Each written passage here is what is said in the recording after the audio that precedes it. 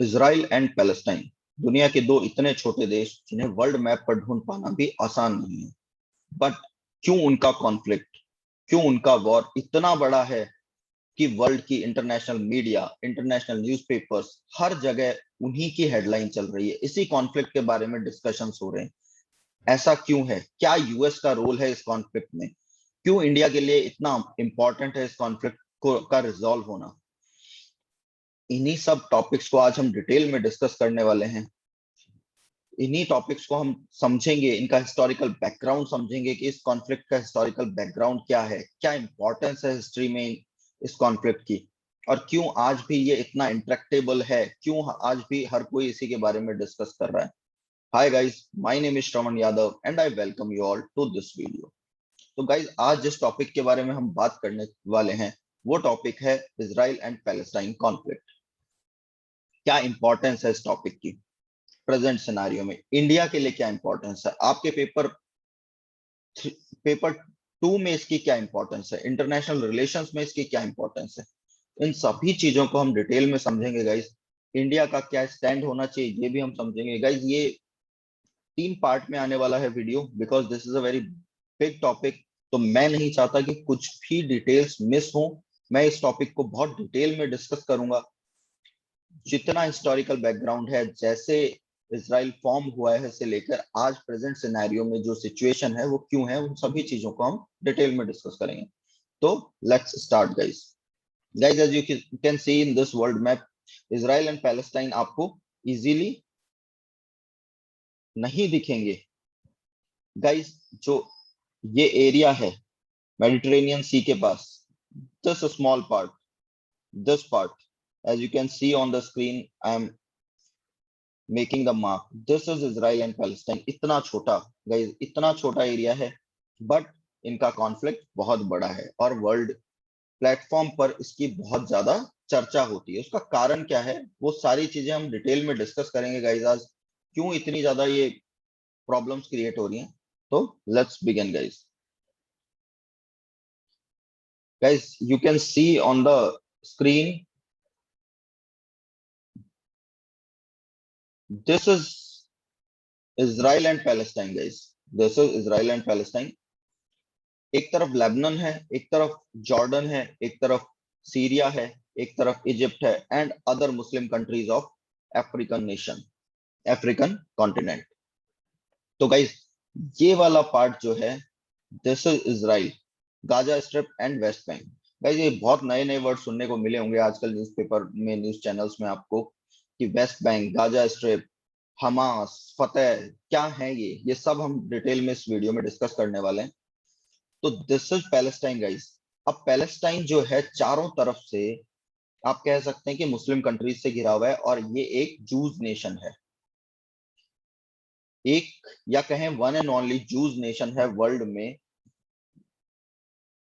क्यों इसके लिए इसराइल इतना इंपॉर्टेंट है यूएस के लिए, वो भी हम चीजें समझेंगे। अभी आप ये देखिए कि पैलेस्टाइन जो है वो कैसे कैसे इसराइल ने उस पे, या जूस पीपल ने, नॉट इसराइल, जूस पीपल ने कैसे कैसे उसको धीरे धीरे एक्वायर किया है। हम इन चीजों को भी समझेंगे कि कैसे बना पैलेस्टाइन। आज हर न्यूज चैनल की हेडिंग यही है गाइस। हर न्यूज चैनल में आप पढ़ रहे होंगे, हर न्यूज़पेपर में आप पढ़ रहे होंगे कि इसराइल पैलेस्टाइन के बीच में एक वॉर हो रहा है पिछले 1 वीक से। मोस्ट इंटरेक्टेबल कॉन्फ्लिक्ट है गाइस ये, इसके बारे में बार बार बात होती है। वर्ल्ड के इंटरनेशनल फोरम्स पे इसके बारे में बार बार बात होती है। यूनाइटेड नेशन सिक्योरिटी काउंसिल इसमें बार बार मीडिएट करता है। तो स्टार्ट करने से पहले थोड़ा हिस्टोरिकल बैकग्राउंड देख लेते हैं इसका, कि क्या हिस्ट्री है इसराइल की।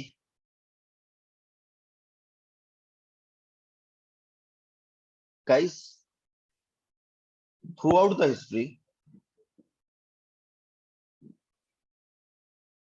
Through out the history juice जो हैं उनको मारा गया, भगाया गया, और उनके ऑन कल्चरल बेसिस और रिलीजियस बेसिस क्या माना जाता था कि जूस जो हैं वो क्रिश्चियन का खून पीते हैं, और इसी तरह की कुछ अ, आप कह सकते हैं कि डॉगमास थे जिनकी वजह से जूस को हर यूरोपियन कंट्री में परसिक्यूट किया गया। उनका एक्सप्लॉइटेशन हुआ। तो ड्यू टू दिस एक मूवमेंट जन्म लेता है जिसका नाम है जियोनिस्ट मूवमेंट। इस जियोनिस्ट मूवमेंट में क्या होता है, डिमांड स्टार्ट होती है कि एक होमलैंड बनाई जाए जूस पीपल के लिए, उन्हीं के रिलीजन में जूस लोग जहां रह सके, जहां पे उनको कोई भी एक्सप्लॉइट ना करे, उनको कोई मारे ना, ऐसी होमलैंड बनाई जाए जूस लोगों के लिए। तो उसके लिए क्या डिसाइड हुआ कि एंसेस्ट्रल होमलैंड जो बन सकती है जूस की, वो कहां बन सकती है, वो बन सकती है नियर जेरूसलम। जेरूसलम का जो एरिया है वो है फिलिस्तीन में या पैलेस्टाइन में। तो गाइस होता क्या है, ये जो एरिया है फिलिस्तीन वाला, दिस एरिया, ये आता है Ottoman empire. This area comes under Ottoman empire at that time in 17th century. पूरा एरिया जो है ऑटोमन एम्पायर के अंडर होता है ये। तो जो जूस हैं वो धीरे धीरे due to this Zionist movement, इसके इन्फ्लुएंस में जूस जो है वर्ल्ड से सब कहां पर जाके एस्टेब्लिश होना स्टार्ट कर देते हैं, अपने एस्टेब्लिशमेंट बनाना स्टार्ट कर देते हैं इन फिलिस्तीन। अभी तक गाइस इसराइल नाम की कोई कंट्री नहीं है, ओनली एक मूवमेंट है जिसमें होमलैंड इसराइल नाम से एक होमलैंड बनाने की बात हो रही है। ठीक है गाइस, जब लोग ये सब के सब जूस पीपल जो हैं वो वहां से, जूस पीपल को हिंदी में गाइस जो है यहूदी बोला जाता है। यहूदी सुना होगा, यहूदी लोग अपने आना स्टार्ट कर देते हैं कहां से, यूरोपियन कंट्रीज से और सब जगह से, कहां पे, इजराइल में। और एक होमलैंड बनाने के लिए वहां पे धीरे धीरे स्टैब्लिशमेंट अपने बनाने लग जाता है। तो स्टार्टिंग में क्या होता है, अरब कंट्रीज को कोई प्रॉब्लम नहीं होती, रीजन बीइंग ये पूरा एरिया बिल्कुल खाली होता है, यहाँ कोई रह नहीं रहा होता है। ये जो लैंड होती है पूरा डेजर्ट वाला एरिया होता है, जहाँ पे फसल वगैरह भी नहीं होती है कुछ भी, मतलब। तो इसलिए अरब कंट्रीज इतना ज्यादा इस पे फोकस नहीं करती। बट जैसे जैसे juice people in millions of number आने लग जाएंगे, बहुत लोग आने लग जाएंगे, हंड्रेड्स एंड थाउजेंड्स ऑफ लोग यहाँ पे एस्टेब्लिशमेंट बना लेंगे अपना, तब अरब कंट्रीज को प्रॉब्लम होने लग जाएगी। बट क्या होता है उसके बाद, ये आकर रहने लगे 1897 के आसपास। 1914 टू 1919 वर्ल्ड वॉर वन चलता है। अब वर्ल्ड वॉर वन में क्या होता है, जो ऑटोमन एम्पायर होता है वो ब्रिटिश के अगेंस्ट लड़ रहे होते हैं। वर्ल्ड वॉर वन को कभी और डिस्कस करेंगे। इंपॉर्टेंस सिर्फ इतना है कि ऑटोमन एम्पायर जो होता है, जिसके अंडर फिलिस्तीन है, वो अगेंस्ट ब्रिटिश लड़ रहा होता है। तो ब्रिटिश 1916 में एक पैक्ट साइन करते हैं, एक एग्रीमेंट साइन करते हैं, किसके साथ, फ्रांस के साथ, जिसे कहा गया सीज पिकॉट एग्रीमेंट। इसके अंदर क्या डिसाइड करते हैं कि जब आफ्टर वॉर, जब ब्रिटिशर्स जीत जाएंगे या वर्ल्ड वॉर वन जब खत्म हो जाएगा, तो फ्रांस और ब्रिटेन आपस में ऑटोमन एम्पायर को डिवाइड कर लेंगे। और इसी में एक डिक्लेरेशन करा जाता है बालफोर, जो सेक्रेटरी होते हैं ब्रिटेन के, फॉरेन सेक्रेटरी होते हैं, ब्रिटिश फॉरेन सेक्रेटरी, वो डिक्लेयर करते हैं for to establish a Jewish homeland, जहां पर, कहां पर, इजराइल बनाने का वो एक तरह से प्रॉमिस कर देते हैं। तो ये जो है, ये किसको प्रॉमिस कर रहे हैं गाइस, ये प्रॉमिस कर रहे हैं जूस पीपल को कि आपका एक आफ्टर वॉर एक होमलैंड बनाया जाएगा। बट ऐसा प्रॉमिस ये फुलफिल नहीं करते हैं। फिर आता है वर्ल्ड वॉर टू का टाइम, और उससे पहले आता है हिटलर। हिटलर ने ऐसा क्या किया कि जूस को पूरा यूरोप छोड़ के जाना पड़ा। आप सबने सुना होगा हॉलोकॉस्ट। हॉलोकॉस्ट में क्या होता है गाइस, जेनोसाइड होता है मिलियंस ऑफ जूस पीपल का। जूस को मारा जाता है पूरे यूरोप में, जर्मनी में उनको जिंदा जलाया जाता है। और हॉलोकॉस्ट में इतना ज्यादा वो टॉर्चरस इवेंट होते हैं जूस पीपल के लिए कि उनको बहुत, सबको वहां से निकल जाना पड़ता है या फिर मर जाते जाना होता है। तो गाइस ये जो लोग हैं जूस, ये निकल के कुछ जाते हैं यूएसए की तरफ और कुछ जाते हैं इसराइल की तरफ।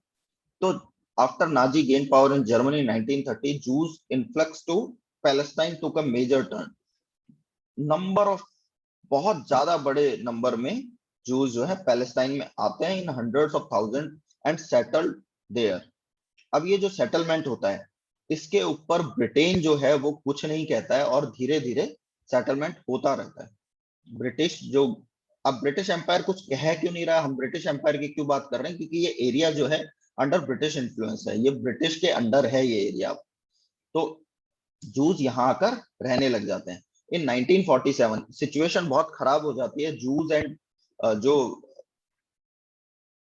ये हैं पैलेस्टीनियन पीपल, जो वहां के एबोरिजिनल्स हैं, जो ओरिजिनल पीपल वहां के पैलेस्टाइन के, वो और जूस के बीच में आपस में वॉर स्टार्ट हो जाता है, वायलेंट राइट्स स्टार्ट हो जाते हैं। तो ऐसी सिचुएशन को देखते हुए ब्रिटिश इंस्टेड ऑफ मीडिएटिंग या फिर रिजॉल्विंग द इशू, क्या कहता है कि ये मेरे बस का नहीं है, अब यूनाइटेड नेशन सिक्योरिटी काउंसिल इसका रिजॉल्व करेगी, इसको इस इशू को रिजॉल्व करेगी। तो यूनाइटेड नेशन सिक्योरिटी काउंसिल एक प्लान बनाती है। अकॉर्डिंग टू दैट जो होता है पैलेस्टाइन वाला एरिया, उसको दो पार्ट्स में डिवाइड किया जाता है। एक पार्ट दिया जाता है जूस को और एक पार्ट दिया जाता है पैलेस्टाइन को। तो किस तरह डिवाइड होता है गाइस, उसका डिवीजन कुछ ऐसा होता है कि जो ये बिफोर 1947 यूनाइटेड नेशन के पार्टीशन प्लान से पहले, this was the area. Green part पूरा पैलेस्टीनियन पीपल के अंडर में है, जो व्हाइट पार्ट है ये थोड़ा थोड़ा सा, ये किसके अंडर होता है, ये होता है जूस या फिर इजराइल के अंडर। तब तक इजराइल का एग्जिस्टेंस एक्सेप्ट कर लिया है, इसीलिए यूनाइटेड नेशन ने पार्टीशन प्लान बनाया। बट आफ्टर पार्टीशन जो होता है, ये व्हाइट वाला जो आपको पूरा एरिया दिख रहा है, ये दे दिया जाता है इजराइल को, और जो ये ग्रीन पार्ट है ये दे दिया जाता है पैलेस्टाइन को। This is called as West Bank and this is called as Gaza strip. अब ये बहुत छोटा हो जाएगा गाइस आने वाले टाइम में, कुछ वॉर्स होंगे, उनके बेसिस पे धीरे धीरे एक्वायर करता जाएगा इसराइल। और ये जो जेरूसलम है, this is the most holy place for juice people. तो इसे जो है किसके अंडर रखा जाता है, यूनाइटेड नेशन एडमिनिस्ट्रेशन के अंडर रखा जाता है। मतलब ये इस पे ना ही पैलेस्टाइन को कंप्लीट राइट्स दिए जाते हैं, ना ही इसराइल को दिए जाते हैं, बिकॉज इसकी बहुत ज्यादा रिलीजियस इंपॉर्टेंस होती है। नेक्स्ट स्टेप में एक वॉर होता है guys Arab countries and Palestine के बीच में। फर्स्ट होता है 1949 48-49 में। इसमें क्या होता है, इसराइल जो है ये जो पार्ट्स थे इनको एक्वायर कर लेता है। किस किस के बीच में ये वॉर हो रहा है ये अभी हम डिस्कस करेंगे डिटेल में, क्योंकि बहुत इंपॉर्टेंट है हिस्टोरिकल बैकग्राउंड को समझने के लिए। एंड फिर 1967 में एक और वॉर होता है जिसे 6 डेज ऑफ वॉर भी कहा जाता है। उसमें इसराइल जो है ये पूरा कैप्चर कर लेता है। 1948-9 में थोड़ा बहुत होता है, और 67 में इसराइल पूरा पार्ट कवर कर लेता है। कुछ सिनाई पेनिनसुला जो इजिप्ट का पार्ट होता है उसे भी इसराइल कैप्चर कर लेता है। प्रेजेंट डे सिचुएशन गाइस ये है, this small part, this is called as West Bank and this is called as Gaza strip. यहाँ सिर्फ पैलेस्टाइनियन लोग रहते हैं, अदर देन दैट सब जगह क्या है। आगे बढ़ते हैं गाइस। आई होप इतना आपको समझ आ गया होगा कि प्रेजेंट सिचुएशन जो है गाजा स्ट्रिप और वेस्ट बैंक की क्यों क्या है। अच्छा, इसको वेस्ट बैंक इसलिए बोलते हैं कि ये जॉर्डन रिवर के वेस्ट में है, इसलिए इसे वेस्ट बैंक कहा जाता है। कि कहीं आप सोचें वेस्ट बैंक का क्या मतलब है। अब यहाँ पर कुछ ऑर्गेनाइजेशंस डेवलप होंगी जो एक तरह से एक लिबरेशन फॉर पैलेस्टाइन के लिए काम करेंगी, उनके बारे में भी हम डिस्कस करेंगे। तो first start with first Arab fight against Israel. 1948 में ये फाइट स्टार्ट होती है एंड 1949 तक चलती है। इजराइल बना ही है गाइस। अभी क्या लगता है इन अरब कंट्रीज को कि अभी तो इजराइल के लोग सेटल हो ही रहे हैं, इनके पास इतनी पावर नहीं है कि हमसे लड़ सके, तो इसलिए इसराइल पे अटैक कर देते हैं वो। बट सरप्राइजिंगली इसराइल इसराइल इसमें विक्टोरियस निकलता है, इसराइल इस वॉर को जीतता है। अब ये क्या हो रहा है, इतनी छोटी सी कंट्री इतनी पावरफुल कैसे है।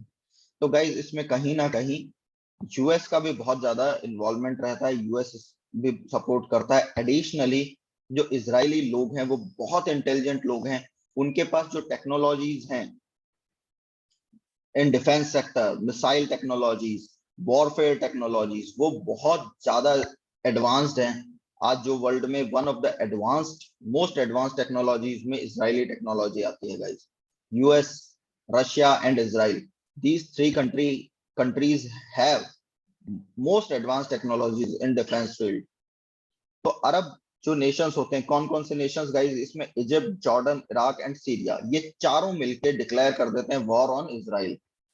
इंटरेस्टिंगली जो पैलेस्टाइन और इजराइल इशू हुआ था गाइस, उसमें इजराइल ने इंडिया ने अपोज किया था यूएन रेजोल्यूशन को पार्टीशन के, ठीक है, कि एक पार्टीशन, और गांधी ने इसे क्राइम कहा था अगेंस्ट ह्यूमैनिटी, कि पैलेस्टाइन के जो एबोरिजिनल है, जो वहां के रियल सिटीजन्स हैं, उनकी जगह पे एक तरह से कब्जा कर रहा था, ये कहना था। बट इन 1950 इजराइल को इंडिया रिकॉग्नाइज भी कर लेता है। At the end of war Israel and Arab countries, Israel emerged victoriously as I already told you. और इसके बाद इजराइल की एक्सपेनिस्ट पॉलिसी स्टार्ट होती है, एक्सपेंशन स्टार्ट करता है, एक तरह से एक्वायर करना स्टार्ट करता है पैलेस्टाइन की और टेरिटरीज को। और इसी का कॉन्सिक्वेंस होता है इस वॉर का, कि एक ऑर्गेनाइजेशन बनती है, पैलेस्टाइन लिबरेशन ऑर्गेनाइजेशन इन 1964। ये पैलेस्टाइन लिबरेशन ऑर्गेनाइजेशन है क्या, कैसे बनती है? अच्छा, ये टेररिस्ट ऑर्गेनाइजेशन जो है, इसको यूनाइटेड नेशंस एंड इजराइल मिलकर डिक्लेयर कर देते हैं। रीजन बीइंग क्योंकि इनके जो मीन्स ऑफ लिबरेशन होते हैं, जिन मीन्स को यूज करते हैं, वो वायलेंट होते हैं। ये छोटे छोटे ब्लास्ट करना, मार देना इजरायली लोगों को, इस तरह के एक्ट्स करते हैं, तो इसलिए इन्हें टेररिस्ट ऑर्गेनाइजेशन डिक्लेयर कर दिया जाता है। आई होप गाइज आपको यहां तक का वीडियो समझ आया होगा। गाइज नेक्स्ट वीडियो में मैं आपसे आगे की डिटेल्स डिस्कस करूंगा। इसको हम आगे डिस्कस करेंगे कि पीएलओ कैसे बॉर्न हुआ है। इस वीडियो को हम 3 पार्ट्स में बनाएंगे guys, because this is a very big topic as you can see. I hope आपको यहाँ तक का वीडियो पसंद आया होगा। If you like the video, please do share our video, do subscribe to our channel and like our videos. अगर आपको current affairs update चाहिए तो आप हमारे सोशल मीडिया प्लेटफॉर्म्स को फॉलो कर सकते हैं, Facebook and Instagram. If you want PDF of this video lecture, तो आप हमारे टेलीग्राम चैनल को भी ज्वाइन कर सकते हैं। Thank you so much guys. Next video कल आने वाला है।